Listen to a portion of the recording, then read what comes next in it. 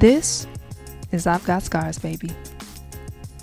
And so maybe 10, 12 years ago, 15 years ago maybe, I asked my grandmother for the first time, and this is all in my book, this is in the film, Grandma, can you tell me what actually happened to Granddaddy? Yeah. Was he actually killed, or did he, I didn't want to just go by, they probably killed him, when it may not have been murder. Mm-hmm.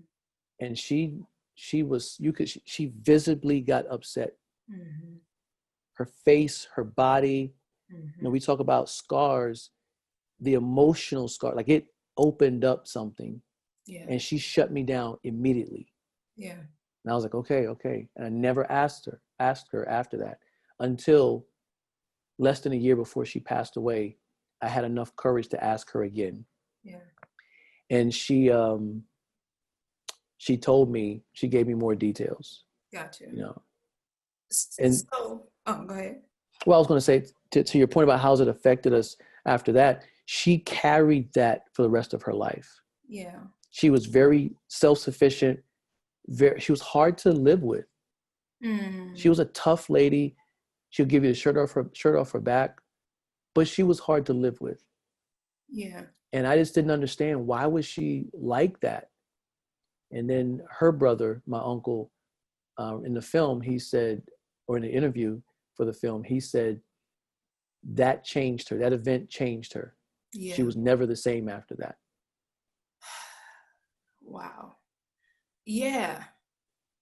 And that's really where I wanted to go with it, is when trauma happens, not only does it change, like it can change the individual, like a spouse, it can change the children, but then we're not always seeing how it changed the generations.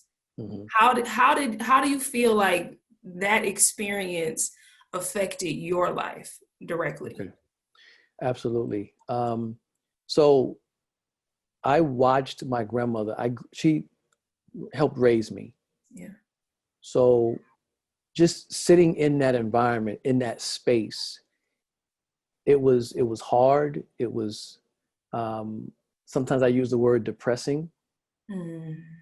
Especially near the end, years later, I could sense that depression over her. She carried a lot of stuff, and she raised 4 kids on her own. And so that translates, when you watch that, when that's modeled for you, that translates to how you then navigate life. Yeah. She's guarded, she's feisty, she's protective of herself and family. So you pick up on that. Yeah. Then you take the fact that my dad, who his father, he was 2 years old when his father was killed. He found out at 9 how his father died. And my grandmother told me, when he found that out, he was an angry person ever since then. So my grandmother's changed. My father finds out and he's changed. And they said he fought every day, especially white kids. He looked to fight every day. My mother would tell me how he would get kicked out of class, suspended from school so much, playing football. He was probably the best of all the 3 athletes, football players, but he didn't play professionally. But he would get kicked out of football games. Yeah. And then I was born, and he didn't fight people as much, but he fought my mom. So he took his anger and rage out on my mom. So I grew up in a home of domestic violence.